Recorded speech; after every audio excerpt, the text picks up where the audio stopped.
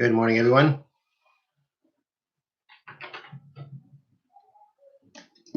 Okay, so today's Mishna is Parak He Mishnah Ches. I'm sorry, Parak He Mishnah Zayin. So Parak He Mishnah Zayin reads, Hayotzer. Look a little frozen. Okay. Hayotzer, someone who is a potter. That means he makes pottery, makes jugs. Meicher Chamesh Kadei Shemen. He can sell 5 oil jugs. V'chamisha asar kadei yayin, and 15 wine jugs to a person who is chashad on shvius, for a person who's suspect of not keeping shmita properly. Shekein darkoi lahavi min hefker, because this would be the normal amount to bring from that which is ownerless. Now what that means is like this. That means like this. The halacha is that if a person owns a field during shmita, he has to allow it to be hefker. He has to treat it as ownerless. He has to allow anybody to come in and to take from what's growing in his property. Were he to stop people, were he to guard the field like he usually does, as he regularly owns it, that's a prohibition from the Torah. And he's not permitted to use the contents of his field if he does that. Now, here we have a person who is suspect of not keeping shmita properly. He's coming out to buy jugs from you. So we say like this. We say that if the amount of jugs that he's buying is enough for what a person could normally take from an ownerless field.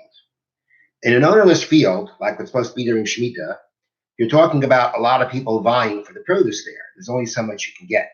So the Chachamim assessed that the amount that a person could normally, the amount of grapes or olives that a person could collect going into an ownerless field during Shemitah would be enough to fill 5 oil jugs and 15 wine jugs. That's the amount of grapes or olives you'd be able to get going to this ownerless field. A lot of competition. There's only so much you can go ahead and get. This amount is a normal amount that you can get. So if this person who is suspect for Shemitah comes to your pottery store, you're allowed to sell him the amount of jugs that would be the normal amount to store the grapes from an ownerless field. The normal amount that you can get of grapes from an ownerless field is enough to fill 5 jugs. I'm sorry, if you're talking about olives, then the normal amount to get of olives to pick in an ownerless field would be the amount to fill 5 oil jugs. And if we're talking about collecting grapes, the normal amount of grapes that you can collect in an ownerless field would be the amount of grapes that could fill 15 jugs of wine. So therefore, if we're talking about this person who is suspect of doing the wrong thing on Shemitah, if we sell him this amount, then we're allowed to assume that he's going to be doing it correctly, which means going to an ownerless field to go ahead and collect either the olives or the grapes to produce oil and wine to fill these jugs. Now, if we were to give him more than this amount, that means he's collecting more than this amount. Then he's collecting more than this amount of oil, of olives and grapes. And if he is doing so, it would be difficult to assume he's doing so in an ownerless field, because more than this, you typically can't collect in an ownerless field. Therefore, that would mean that if he's getting more, he's able to collect more, he must be going to a field, he must be picking from a field that's not being left ownerless. It's actually being guarded. And that's why he's able to collect more. Now, my understanding is either he's going to collect more because it's in his own field, so he's holding everybody back, so he can collect whatever he wants. And if it's not his field, then I believe the issue, and I believe this is an issue for someone who's not the owner of the field, even if somehow we would know that he's picking from a different field, we also wouldn't be able to give him, more than these amounts of the jugs, more than this amount of jugs, even though if the other field that he's collecting in was being held back, but the person let him in, he wouldn't be doing anything wrong, seemingly, I believe. But I'm thinking that the problem is that even if we were to know that he is going to another person's field, if he's getting more than this amount that's stated in the Mishnah, that means he's going to a guarded field. And if he's going to a guarded field, that means the owner is at least, again, if the owner only allows him, then it could be that that's a problem in itself, that the owner is still, acting like an owner by only allowing him in. And perhaps we have to assume that if this field is being guarded and he's able to get in, that means he paid for it, which means he did business with Shemitah. He paid for Shemitah fruit on Shemitah. He bought Shemitah fruit on Shemitah, which you're not allowed to do. You can't do business with Shemitah produce. And therefore, as long as we go ahead and sell the person this amount of either 5 olive oil jugs or 15 wine jugs, then as the Mishnah says, it's okay, because this is the normal amount that a person could collect from Hefker, and therefore we can assume that's what he's doing and everything's okay.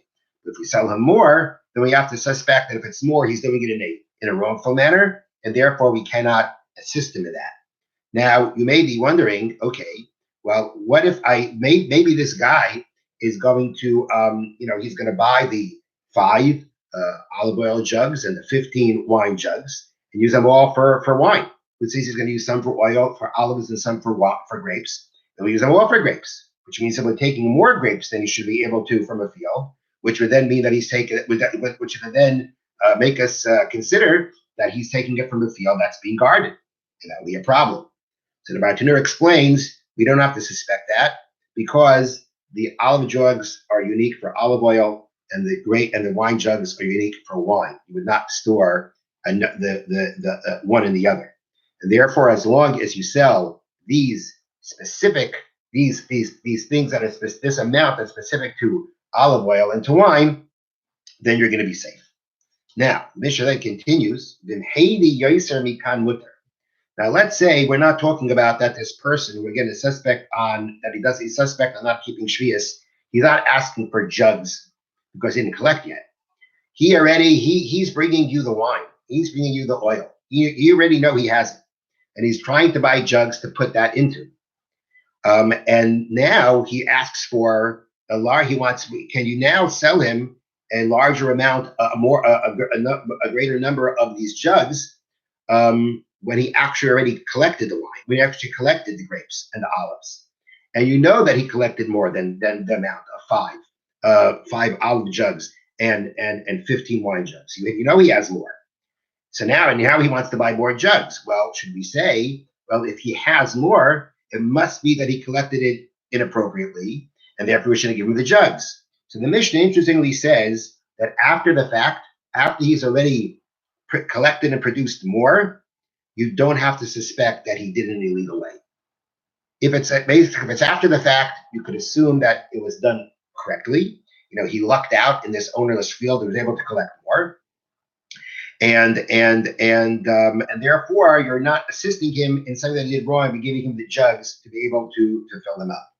So it's interesting that the Mishnah, according to this way of explaining the Mishnah is starting off by saying that you cannot sell him the jugs to do the collecting because we're afraid he's going to do it wrong.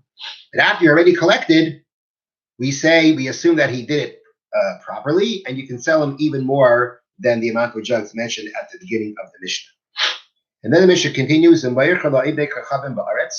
you can sell more than this amount of jugs to a non-Jew in the land of Israel. That means this non-Jew is living in the land of Israel, and you're going ahead and giving him a lot of these jugs. Now, there is no prohibition of Shemitah. The guy doesn't have to keep Shemitah, and therefore there's no prohibitions on him what he does. So why would the Mishnah have to even mention that it's permissible to sell him this amount of jugs? He's not doing anything wrong. He doesn't have to keep Shemitah. So the explanation is that you can sell it to the guy, but we don't have to be afraid that the non-Jew is going to sell it to the Jew who is suspect. Meaning, you cannot sell it directly to the Jew who is suspect, but you can sell it these more than this amount of the Mishnah mentioned to a non-Jew, and not be afraid that the non-Jew is then going to go sell it to the Jew who is suspect on not keeping Shemitah, who you would not be able to sell directly to. Then the Mishnah concludes, El Yisrael b'chutz ha'aretz, and you can sell more than this amount to a Jew who's outside of Eretz Yisrael. Now, if he's outside of Eretz Yisrael, there's no Shemitah there either. So here the commentaries explain that there's 2 explanations here. One explanation is that you can sell it to a Jew who is outside of Eretz Yisrael and not be concerned that he's going to bring them back into Eretz Yisrael and land up giving them or selling them to the Jew who is suspect. You don't have to go so far as to say that the Jew who is outside of Eretz Yisrael is going to slip back into Eretz Yisrael and do the wrong thing and sell it to the person who is suspect. That's one explanation.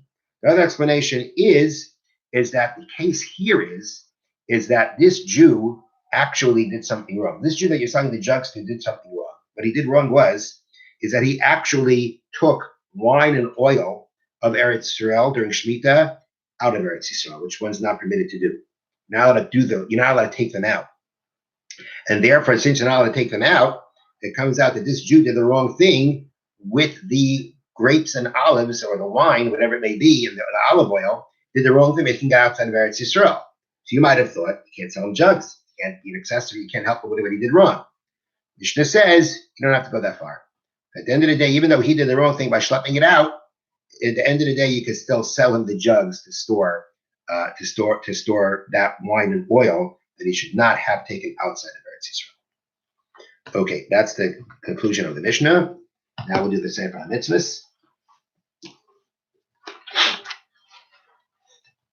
This is now Mitzvah Memches, the positive commandment 48.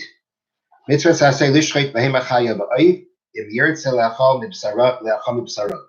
There's a positive commandment to shecht, which we translate in English as to ritually slaughter a behema, a domesticated animal, chaya, or an undomesticated animal. A domesticated animal is a cow, undomesticated is a deer, the oif, or a fowl. If you want to eat from their flesh, there's a commandment to shecht them. As the pasuk says, and you shall slaughter from your cattle and from your sheep, as I commanded you. This is what Hashem said to Moshe. As I commanded you. From the fact that the pasuk says, you shall slaughter the animals as I commanded you, but there's no details in the Torah mentioned about that. That teaches us that Moshe was commanded orally the laws of slaughtering. That you have to shecht the veshet, the gullet, the food pipe, and the wind pipe. And when it comes to a bird, it's the majority of one of the simanim, one of these parts. Okay. And you got to do the majority of both when it comes to an animal. So there's only one of the pipes that have to be shechted by a bird, two by a behema, by an animal, and halachically, all you have to do is the majority of both or one, depending on what we're talking about. Also, Moshe was taught ala shehiyah, derasa, halada, hagama, the that there are 5 disqualifying types of slaughtering. Shehiyah means where you paused. There was a pause in the stroke of the slaughtering. That is shehiyah. Derasa is pressing the knife. You press down the knife too hard, which means instead of in a cutting motion, you actually press down, which contributed to the cutting of the pipes. Chalada means inserting. They translate that as inserting it under cover, meaning instead of basically shechting it from the top where it's open and be seen, you somehow or another went under the pipes and you shecht it under them where it comes out the knife is not seen. You cannot do that. Hagrama means cutting at a slant. It's got to be a straight cut. The ikar means tearing loose. And basically, you didn't cut. You just kind of pulled them. You tore them. Those are the 5 forms of slaughtering that are forbidden, that actually invalidate the slaughtering and make the animal non-kosher. So these are the basic laws of shechita that Moshe was taught al peh orally. And this mitzvah applies in all places, at all times, both by men and by women. I wish you all a wonderful day. Hope everything is going well. Stay good. Stay healthy. Bye-bye.